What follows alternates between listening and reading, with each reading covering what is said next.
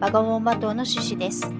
今回からはいよいよタヒチを出発し、ニューカレドニアに向けてさらに西への航海の様子をお送りしようと思います。そしてこの旅先での素敵な出会いもご紹介します。今回諸事情で単独日本へ一時帰国していました。と同時に目指すニューカレドニアの暴動のニュース。予定を延期してタヒチを中心にポリネシア滞在していたビジと合流しました。改めて船の生活に戻ります。到着してからは沖であるポリネシアの洗礼を受け、毎日のように雨が降っていました。そしてこの日は大雨。出発前に雨水をため準備します。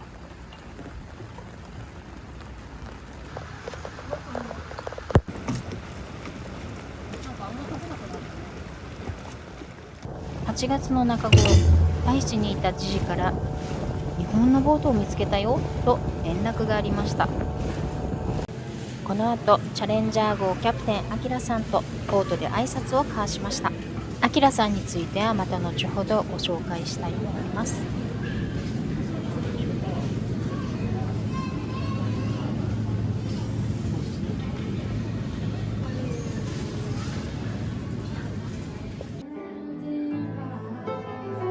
出発の前日の夜はお友達のサーシャさん、あゆみさんご夫婦に招待いただき、あゆみさんのライブへ出かけました。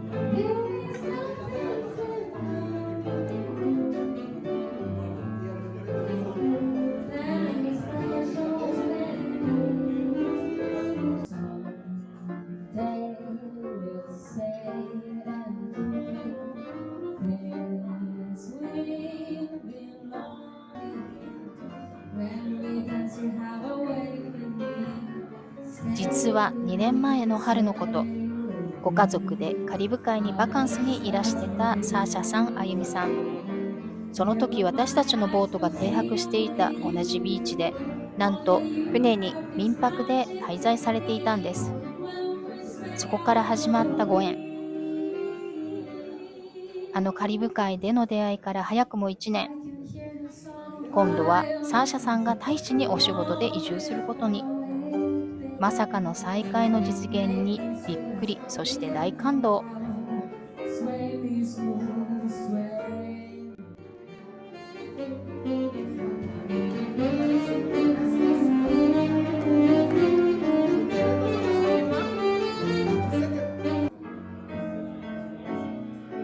夕暮れ時のカリブのビーチでは、ミュージシャンでもあるサーシャさんとあゆみさんの歌で音楽セッションが始まり、気づけば人が集まって笑顔と会話があふれていたあの光景、忘れられない思い出です。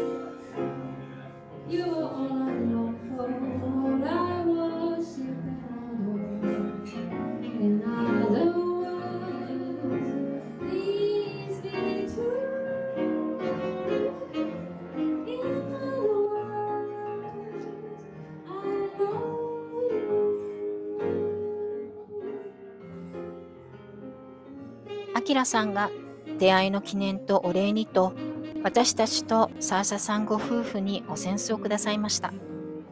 お扇子にはアキラさんのお父様が90歳の時に山に登られた際読まれた句がプリントされていました。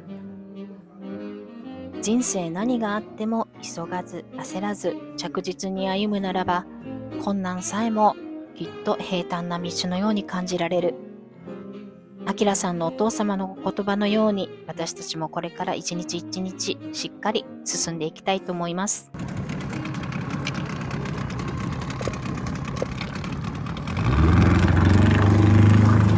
次の朝、モーレアへ出発前にアキラさんとのコーヒータイム、そして各自準備します。私のいない間、すっかりジジとアキラさんの2人は意気投合し、毎日のように互いのボートを行き来する仲になっていたのです。そしてこれから西へ向けて一緒に出発することになりました。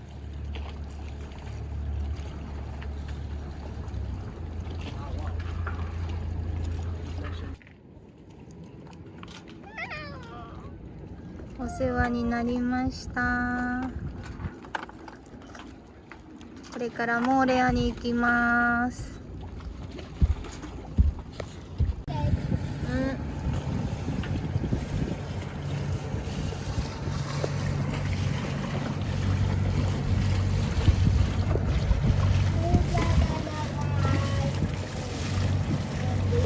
タヒチとお隣のモーレア島北へ17マイル、約 27.5 キロ。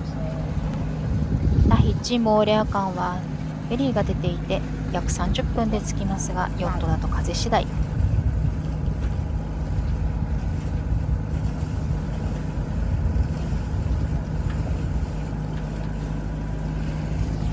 そしてアキラさん。アキラさんはボート歴30年以上ものベテラン。2年前に日本は広島の生口島を出発し北上。アラスカに渡りアメリカ、メキシコ、そしてガラパゴス。太平洋を横断した後は私たちと同じようにマルケサ諸島からタヒチに到着されたとのこと。現在は太平洋一周を目指し日本へ帰る航海の途中です。今日はノーウィンドです。風が全くない。その心に秘めた熱い情熱も体力もパワー全開のスーパーアラエイとでも言うのかな。そのチャーミングなキャラクターにマリーナでも多くの人から注目を浴びていらっしゃいました。こ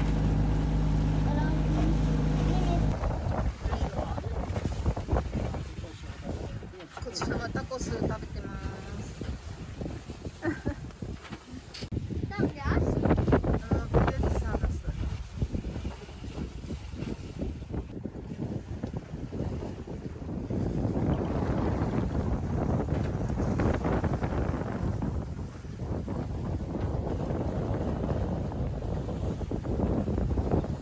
タヒチ島が徐々に遠くなるにつれ、8年前ジジと一緒にパラグライダーをしたり、妊娠が分かってからはヒッチハイクをしながら病院に通ったりと、いろいろな思い出がよみがえります。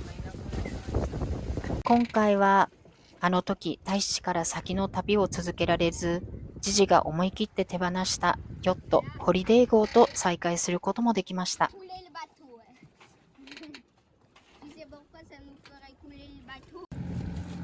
その後は順調に風を受けて進みますが、モーレア島に近づいてきたなぁと思った頃、やっぱり風が弱まってしまいます。そしてアキラさんもなぜか見えなくなってしまいました。途中クジラが潮を吹いているのが見えました。水しぶきが2つ見えたので、時期から言っても親子かな。一隻見える船はホエールウォッチング観光の船のようです。クジラたちどこにいるのか、またこっちへ来てくれないかなと少しワクワクしながら遠くに目線を送っていました。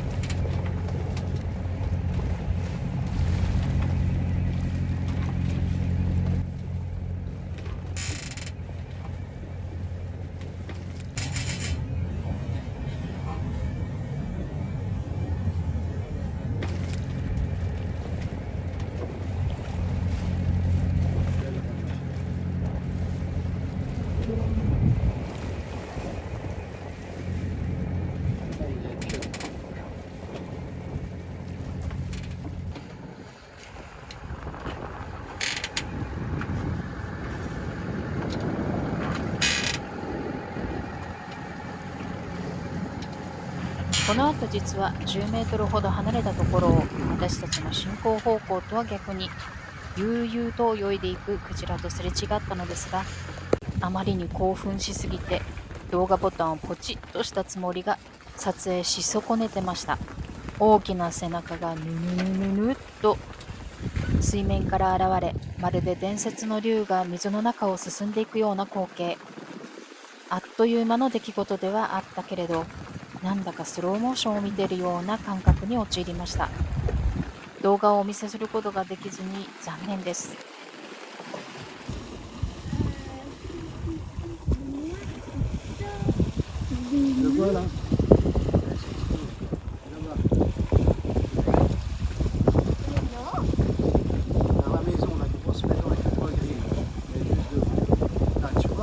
Ah, yeah. Tu vois pas la nageoire qui sort là? La nageoire qui sort, Hans, tu vois les maisons là-bas? Mais Hans, tu m'énerves, tu vois rien, regarde les maisons. Tu vois les maisons là-bas? Au bord de la plage, il y a 2 maisons là. Celle qui a le toit gris à droite et celle qui a le toit blanc à gauche. Elle est juste entre les deux là. Tu la vois entre les deux là? Ah, allez, regarde, quoi, regarde, ouvre tes yeux. Bah Je non, croyais non. que c'était une vague.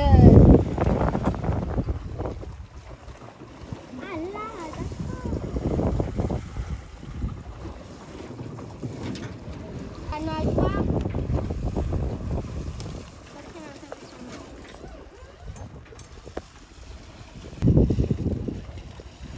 Il est débloqué en haut.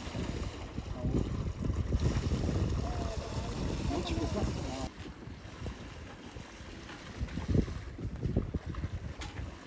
しばらくしてモーレアの北モーレアメアオにアンカーを下ろしました。アキラさんも1時間後に到着。ジジはアンカーを下ろすお手伝いに。そして晩酌の時間はお互い見たクジラの話で盛り上がりました。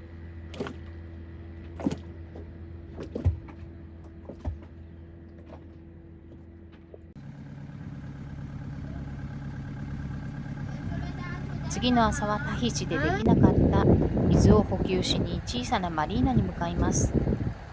アキラさんがお手伝いしてくださいました。ただ金額が予想以上で少しの補給だけにしました。その後は道端に咲くいろいろなお花や果物を眺めながらお散歩へ。小さな果物たちはちょっとだけつまみながら歩きました。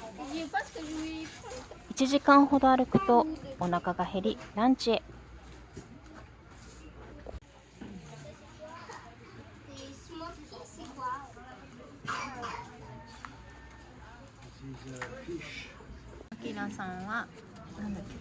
アキラさんはポリネシア料理、お魚のココナッツミルクあえ。ジジとジョジョはハンバーガー。私はポケを頼みました。ポケはイメージしていたものとはちょっと違いましたが、普通に美味しかったです。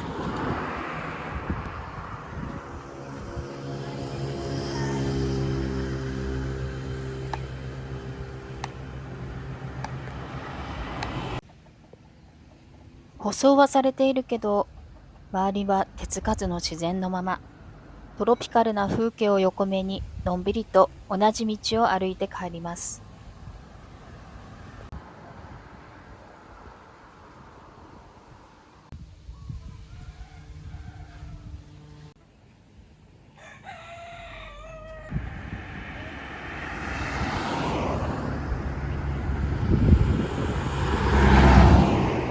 画家ポール・ゴーギャンはタヒチ滞在の記録ノアノアの中でモーレア島の山々をこう描写しています。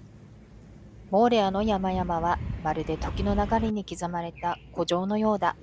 夕暮れ時、空は紅に染まり、島のシルエットは黒く沈んでいく。その光景は夢と現実の淡い。モーレア島はゴーギャンにとって芸術と魂のインスピレーションの源だったのかもしれません。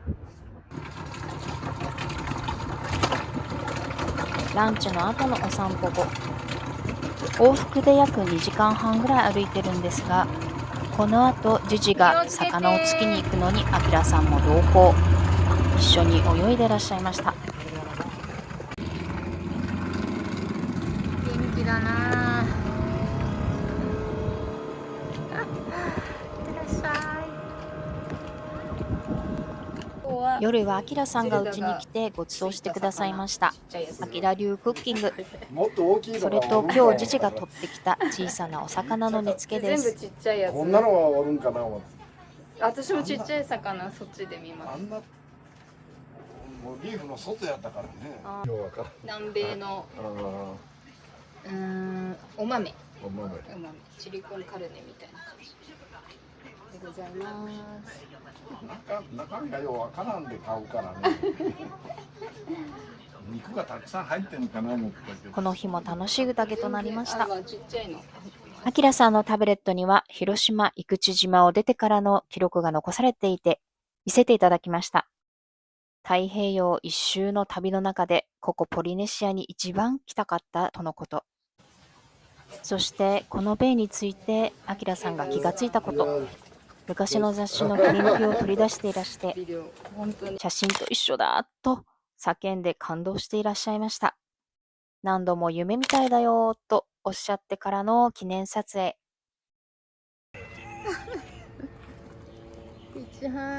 次の日は朝からデファーレナチューラ自然博物館へ。思ったより遠くて途中でヒッチハイクをしました。乗せてくれたマダムは途中のマルシェで買ったマレー太ももをみんなに一つずつ分けてくださいました。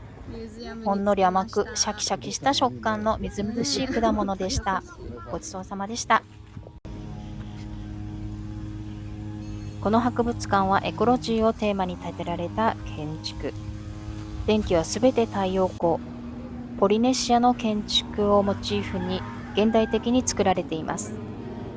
天井が高くて気持ちいい。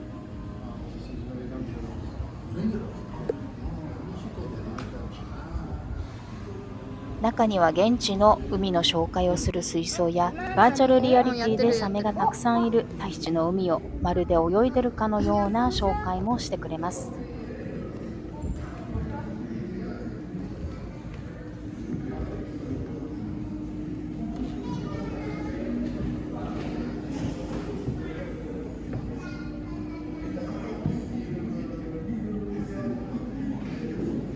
また、トゥアムツ諸島やポリネシアの島々がどのようにして出来上がったかなども学ぶことができます。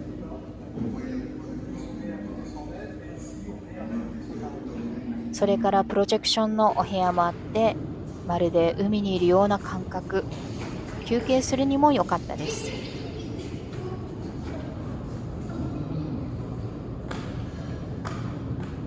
あ、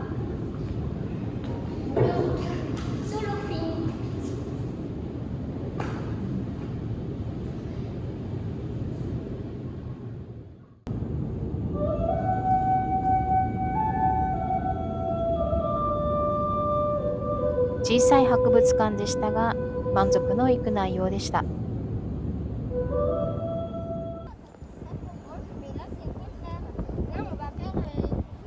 博物館を出てから少し歩いてヒッチハイクをし、展望スポットコルド・トワピヌスまでハイキングへ向かいます。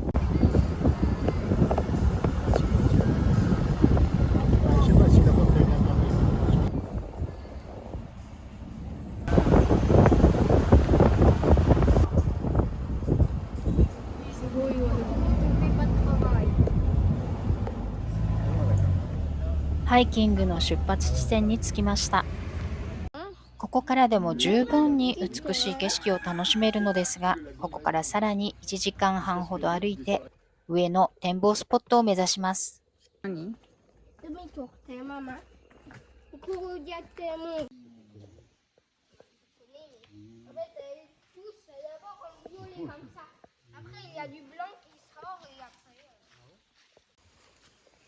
途中ジュジュが脱落し、私とアキラさんだけで目的地を目指します。ポリネシアに来てから驚いたことは、たくさんの野良鶏たちが山道を歩いているのを見かけます。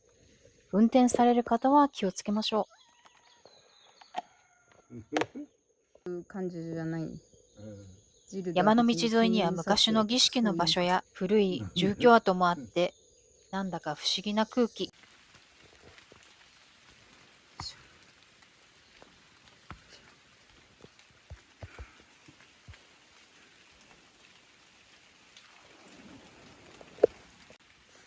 展望スポット、最高の景色をお見せしたいのですが、実は写真が撮れませんでした。フランスから来ていた他のグループの方たちがずっとそこを占領してまして、写真をたくさん撮ってたんですね。私たちの順番がやっと回ってきたのは、なんと大雨が降り始めたタイミング。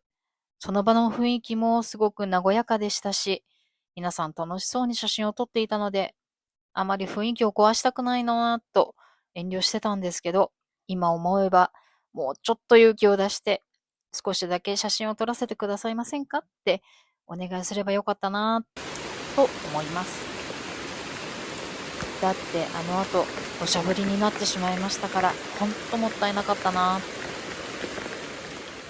帰りはたまたま居合わせたフランス人のグループの方に車で送ってもらって、ビーチ近くでじじたちと合流。そのまま船に戻りました。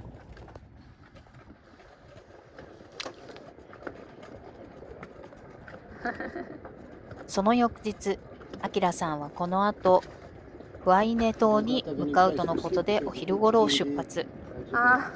そして私たちは午後ゆっくりめにライアティアに向けて出発します。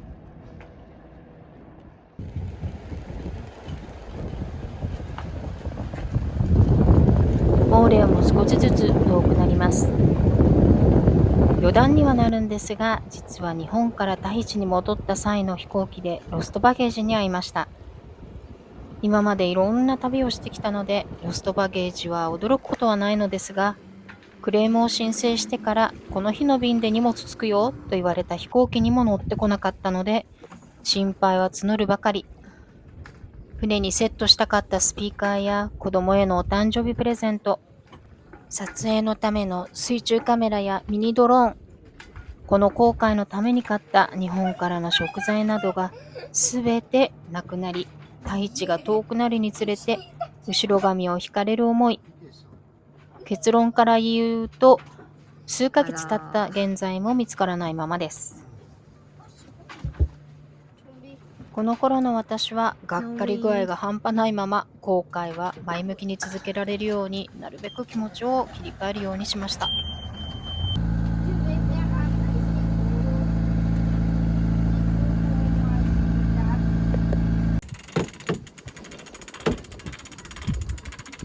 やっと風が出てきて、スピネガーとメインセールで走ります。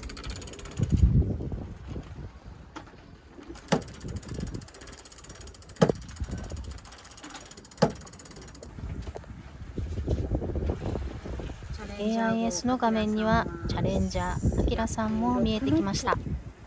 早いですね。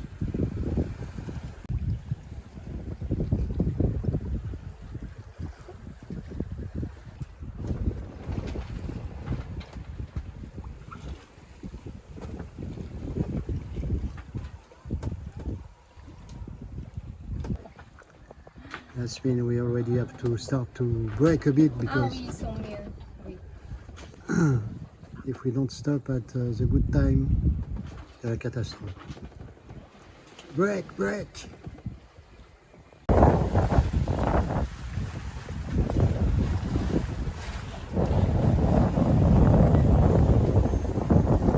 穏やかな航海が続くと思ったのですが、徐々に風が強くなってきました。私にはこの風でスピネガー釣りは辛い。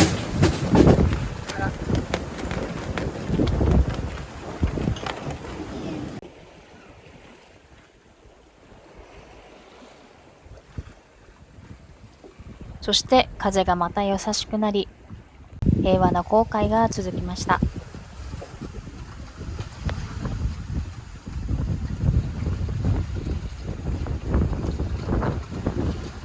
ジジの後ろのバナナは、ジジがモーレアで見つけて取ってきたものです。アキラさんと山分けしたのですが、まだまだたくさん。バナナが売れたらドライバナナにしようかなと思います。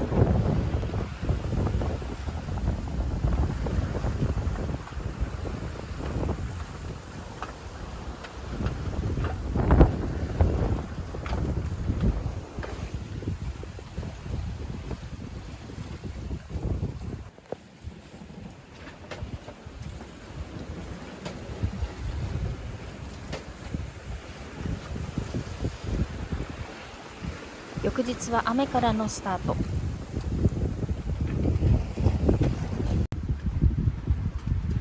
その後だんだん雨が強くなってきました。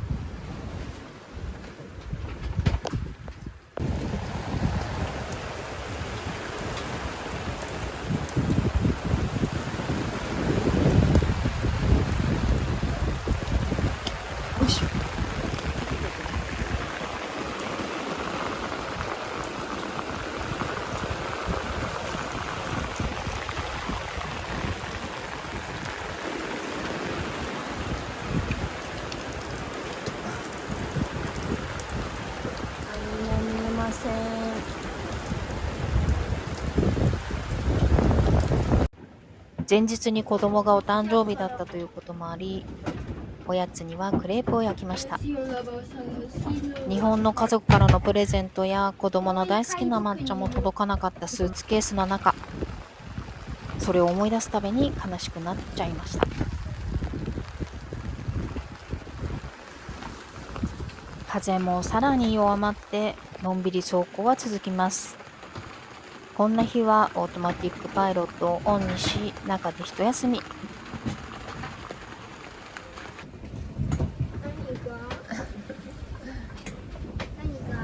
ワヒネ。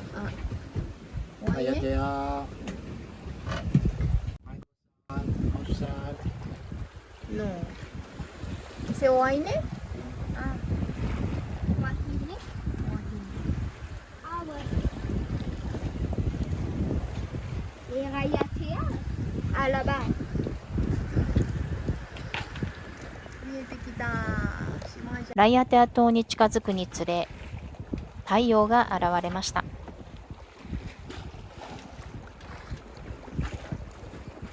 そしてしばらくすると、アキラさんから一通のメッセージ。なんとフアイネ島には行かず、ライアテア島に向かってらっしゃるとのこと。しばしのお別れと思っていたので、ジジも私も嬉しくなりました。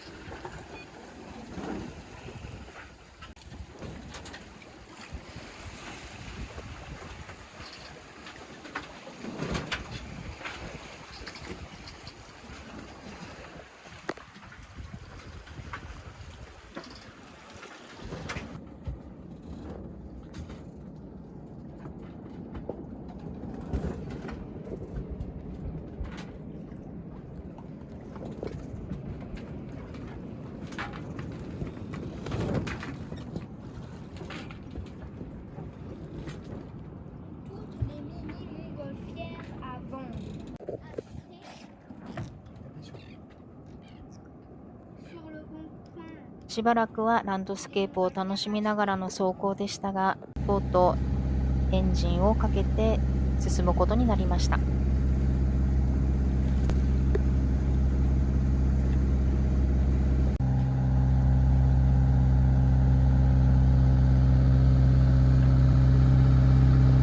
ボートが近づくにつれ、アキラさんの乗るチャレンジャー号も見えます。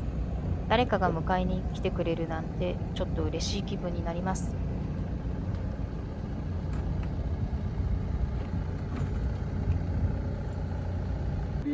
ポリネシアからの出国手続きをしに、警察まで長い道のりを歩いたのですが、1週間以上かかるとのことで、ボラボラでやることにしました。あ、スーパーマーケット？いや、ビールはあるんよ。約2日ぶりの再会をお祝いする宴となりました。このライア邸では、ジジの古くからのお友達、パトリシアさんのお家にご招待いただきました。パトリシアさんのご自宅はとっても素敵で、すべて DIY。もともとはコンテナ一つからスタートし、ご主人ジャンピアーさんとの共同作業で10年かけて増築を重ね、今の形になったそうです。障子という樹脂パネルの引き戸に囲まれて自然光がふんわり入ってくるんです。キッチンからもリビングからもお庭が一望でき、緑に囲まれお庭と一体感を感じられる癒される空間でした。次のプロジェクトとしてはテラスにジャグジーを作ることだそうで、まだまだ理想の家づくりは続いています。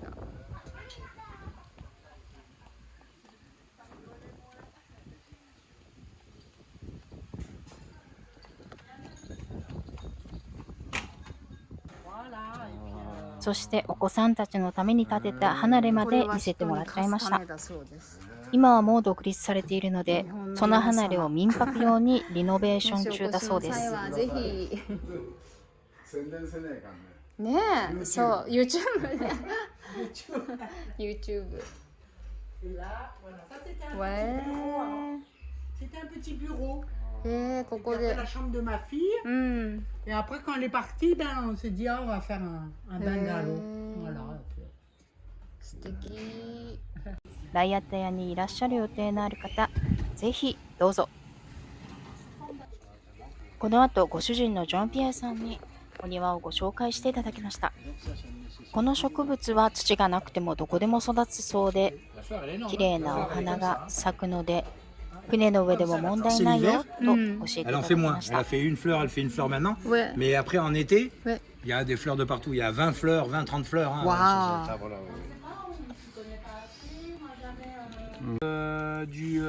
De l'origan mentholé. Ce sont très bons. Très bon comme de la menthe, très doux. Sauvage, il y en a du sauvage, mais c'est beaucoup plus petit. Alors, j'en ai d'autres, hein. J'en ai rond là. C'est de l'origan cubain, on va dire. Ouais, origan cubain. Et celui-là, c'est celui-là.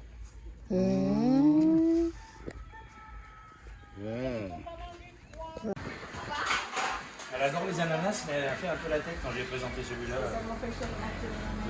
パトリシアさんは太平洋を2回横断されている元セーラーさん。そしてこんなエピソードを話してくださいました。Celui-là. それは最初の太平洋横断30年ほど前の話。日本のヨットはそれまで見かけたことがなかったそうですが、コロンビアのポルトペロという小さな港町で一度だけ日本国旗をつけた船を見つけ、ディンゲで駆けつけたそうです。パトリシアさんが一番驚いたのは、その日本のセーラーさんに片腕がなかったということ。その青年はフランスでヨットを買ってこれから日本に帰りますとお話をされたそうです。そこでアキラさんが、ああ知ってる、日本の法律を変えた方だと驚いていらして、私も後ほどいろいろ調べて勉強させていただきました。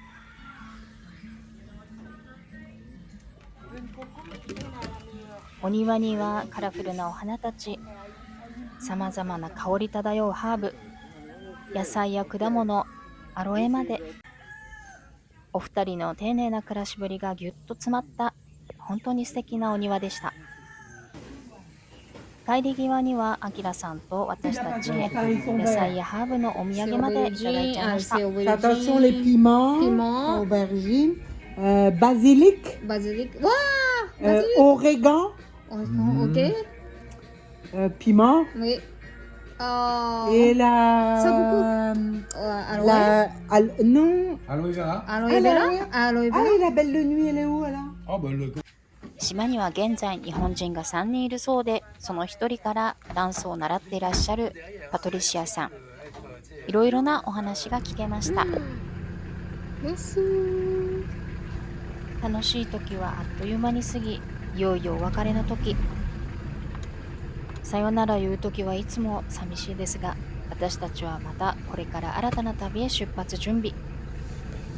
今度はどこでいつお会いできるのか分かりませんが、世界のどこかでまた会う日まで。パトリシアさん、ジョン・ピエーさん、ありがとうございました。次の日、ボラボラ島へ出発。ポート前にある小さなベーカリーにみんなで朝ごはんを食べに行きました。同じポートに止めてあった特徴的な船。これは現在81歳になるフランスでとても有名なセーラーであり作家でもあるオリビエ・ドゥ・カーソゾンさんのトリマロンだったそうです。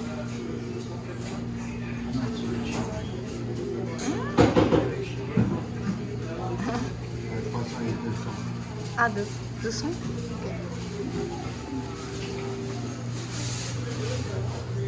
La pomme, 600.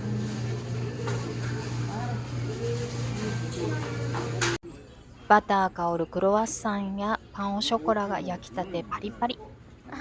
日本のクロワッサンに比べると 1.5 倍ほど大きめですが、あっという間に平らげました。風も良い方向へ向いているということで、私たち4人はすぐ出発しました。